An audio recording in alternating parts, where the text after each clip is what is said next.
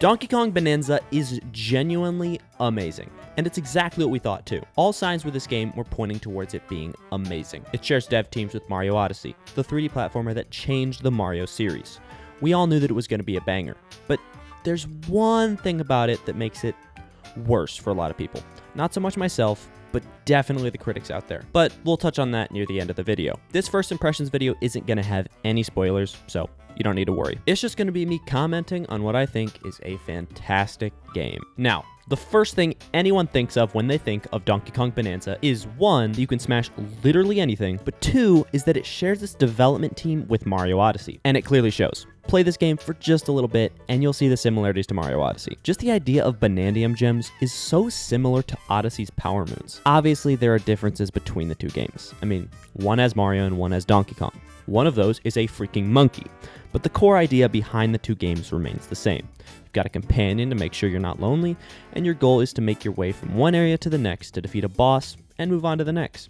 They both feature pretty big areas, although Donkey Kong's are quite a bit larger, with lots of things to do in between the bosses. They also are the same in terms of modes, both featuring a normal and an assist mode. The menus are pretty similar, and the progression of the games are similar. However, did I ever say that the fact that it's similar to Odyssey is bad?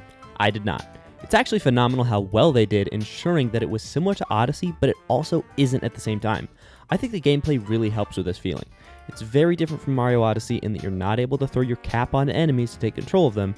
Instead, you're able to literally smash them into a million pieces. In my opinion, that's way more fun than Odyssey. The gameplay of this game is so much fun. It's also super satisfying. Essentially, if you don't know, you can smash literally everything, from enemies to the terrain to the rock villages you find in the grasslands.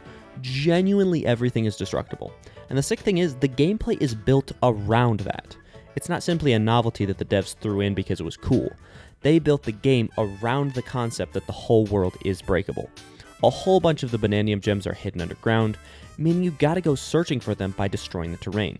You can't unlock your Bananza form without gold, which you've gotta break the ground and enemies to get. The enemies are made of rocks. This game is so grounded in the concept that you can dig up anything. It'd be hard to imagine someone beating the game without smashing something. In terms of the actual abilities he's able to do, there's punch, dive punch, roll, hand slap, which also activates sonar, tear off, which is just tearing a chunk up out of the ground, and then there's all the different things you can do with the chunk.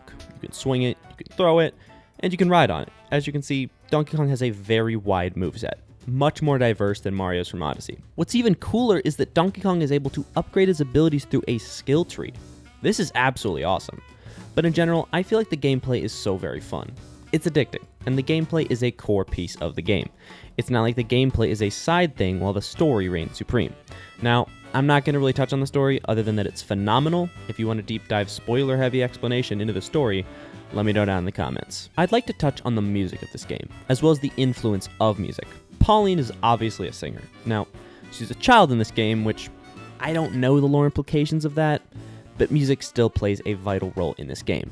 Donkey Kong beats his chest for the drums, and this isn't a spoiler, it allows DK to transform into this literal beast. I think it's not just a Donkey Kong adventure, it's more of an adventure of Donkey Kong and Pauline. I think that's really cool how Donkey Kong and Pauline have become like this duo of sorts. Now, here's what I mentioned in the start of the video. We're going to discuss the performance of this game. Now, a lot of the critics dealt with the lag of the game as a pretty big bummer. A lot of them took off a point because of it, but in all honesty, it's only in really dense areas where you're genuinely smashing so much gold and it's all popping in at once where it's a big problem. There's also the map, which is a bit of a bigger deal, but again, it's not a massive headache. I personally do not care about the lag. Sure, it's a bummer that Nintendo can't just design a console that would actually be able to handle everything that devs throw at it, but we'll have to wait for the next generation for that. But all in all, Donkey Kong Bananza is a beautiful game. I find the duo of Donkey Kong and Pauline to be such a genius move by Nintendo.